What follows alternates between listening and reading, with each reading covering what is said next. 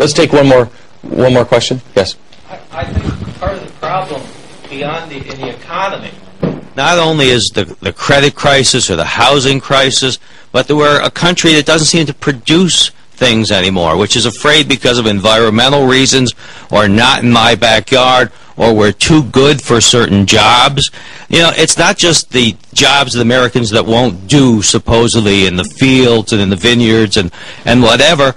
We won't be doctors anymore. Look at the hospitals. Look at the talented people from abroad coming to be doctors and nurses, and even at church on the way here, the priest was an Indian.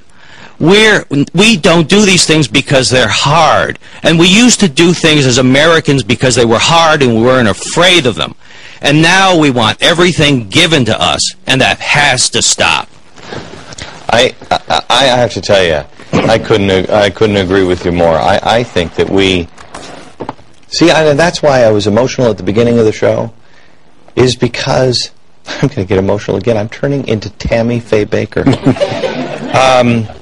Because look how easy it is to bring people together. Look how easy it is. We're starving for it. We're starving for it. It's not that hard to bring people together. And all people really want is to say, we're going to be okay. But you know what? You know in your gut, we're going to have some hard things we got to do.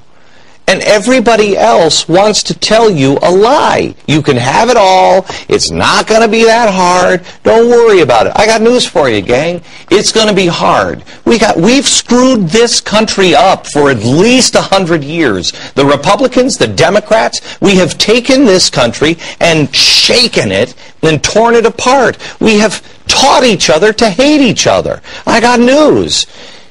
It's going to get harder to fix it unless we start doing the hard things now. And, I mean, raise your hand. Just let me ask you this question. Would you rather have an easy life right now? Or, raise your hand, if you are willing to lose absolutely everything you have, live in your car, work really hard for the food that you have, but lose every material piece of everything you have, but know that your country would provide the freedom for your children to be able to have a good education and be able to live their dream long after you're dead.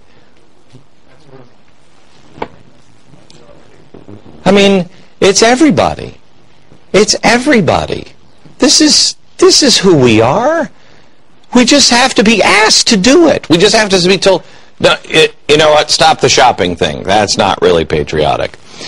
We just received an email from the family of the man we just spoke of, Deborah and Dave Tainish. Are my producers intentionally trying to make me cry? I haven't read it yet, and I'm reading it now. It was absolutely wonderful and honorable. Of course, we fought back tears of pride and thankfulness, but to have Patrick's life be an example of change and good is such a blessing. Friends are already calling to say how wonderful today's program was and how they were glad that Glenn is leading with the 912 Project. Please give him our deepest gratitude on behalf of all of our military families and the good people of this country. Hugs and prayers to each of you. We are live on the web for just a couple of more questions, and we got to take one from the from FoxNews.com, from the internet. Go ahead. Okay, guys, this is Gresh upstairs. Glenn, I'm 15 years old. How can young people get involved? This is from Tulsa, Oklahoma. Anybody want to take that? Otherwise, I will. You want to take it? Yeah. You know what's amazing to me is, like we were just talking about on people are hungry. It amazes me, and Dave, you might be able to comment on this.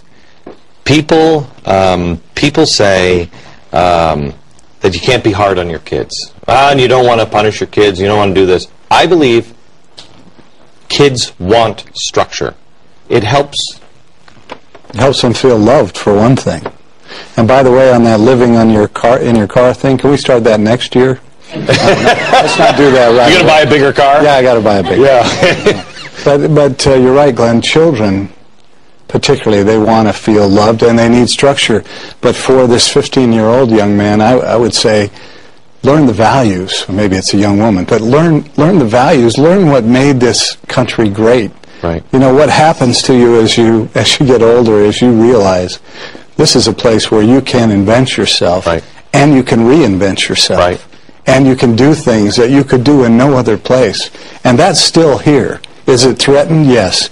But it's still here. So start out by learning the values and then living them. And that's where I was going. I was going to say, you know, everybody says, oh, no, you don't want to, but everybody wants structure. We want structure. We want something that we can count on, and what we can count on are time-tested principles. Here's the first thing I would do, is read about George Washington. This guy was amazing. This guy, for any American, I mean, I have several friends in the audience, they wept when they read this book. This guy is incredible. Did anybody, so who saw the John Adams special? When you saw the John Adams special, when George Washington stood up and you could see the reverence and you could see the honor and integrity in this man, I cried. My kids were like, Dad, stop crying for the love of Pete. But I got up and my daughter said to me, she said, Dad, what's the problem? And I said, where are those politicians? Where is that man today that would command that respect? The great news is, I know several of them.